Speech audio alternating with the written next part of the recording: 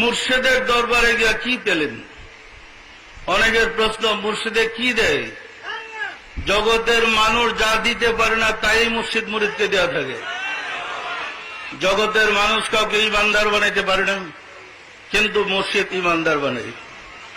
হাদিস শরীফে বর্ণিত হয়েছে, মৃত্যুর সময় মানুষ যদি ইমানের সাথে মৃত্যু গ্রহণ করতে পারে সে জান্নাতি, আর যদি ইমান হারায় মৃত্যু গ্রহণ করে সে জাহান্নামী। আমরা দেখতে পাই অধিকাংশ মানুষ মৃত্যুর সময় জবান বন্ধ হয়ে যায়, বেহুশ হয়ে যায়, এবং ছেলেপুলেরা কাছে বসে আব্বা আব্বা ডাকলে সে জবাব দিতে পারে না। পারে?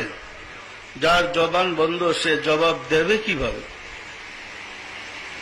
ওই অবস্থায় যদি মৃত্যু গ্রহণ করে সে ইমান নিয়ে কবর যাবে কিভাবে? মৃত্যুর সময় ইমান নিয়ে যাওয়া বড় কঠিন ব্যাপার। যেমন ধরেন, প্রথমত হচ্ছে মৃত্যুর যাতনা। একটা মানুষ কোন না কোন রোগে মারা যায়, ওই রোগ ব্যাধির কষ্ট।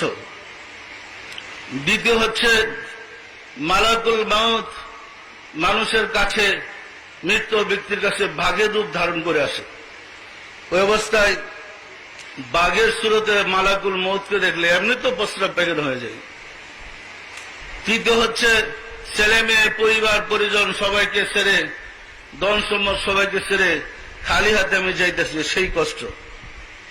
চতুর্থ হচ্ছে হাদিস শরীফে বর্ণিত হয়েছে, জন্মদাতা পিতা এবং মায়ের রূপ ইবলিস ধারণ করে ডাইনে এবং বায়ে এসে বসবে। আসলে কিন্তু ইবলিস পিতামাতা নয়। এসে পিতার রূপে ইবলিস বলবে, বাবা তোমার আল্লাহ একের বিষয়ে তুমি বলো। সন্তান অসহায় হয়ে মায়ের দিকে তাকাবে। মা রূপে ইবলিস বলবে, বাবা তোমার বাবা যা বলেছে উহাই সত্য। সন্তান বেহুশ হয়ে মানে অঝর ডালে চোখের পানি ছেড়ে দিয়ে কাঁদবে, আর উহাই স্বীকার করবে। তাহলে এই চারটা করুণ অবস্থায় একজন মানুষের পক্ষে ইমান নিয়ে কবর যাবে কি সহজ? কি বলেন? সহজ? কিন্তু আপনি যদি কোনো কামেল ওলি আল্লাহর সহবতে থাকেন, খাঁটি ওলি আল্লাহর সংসর্গে থাকেন, আপনার এই কঠিন বিপদের সময় মুর্শিদের সামনে গিয়ে হাজির হবে এবং আপনাকে ইমানের সাথে পার করে দেবেন।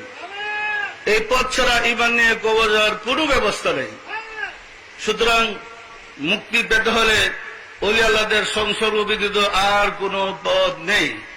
অতীতে যারা মুক্তি পেয়েছে ওলি আল্লাহর গোলামি করেই মুক্তি পেয়েছে।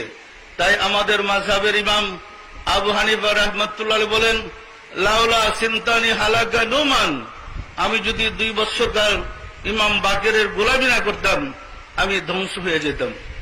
ইমাম ফখরুদ্দিন রাজি রাহমাতুল্লাহ তিনি ইমাম হয়েও ইমান নিয়ে কবর যেতে পারেন নাই, তার মুর্শিদ ইমাম সানজালি রহমতুল্লাহ সাহায্য ব্যতীত। সুতরাং ইমান নিয়ে কবর যেতে হলে আল্লাহর অলি বন্ধুর প্রয়োজন হবে। কি বলেন? হবে না? হবে না?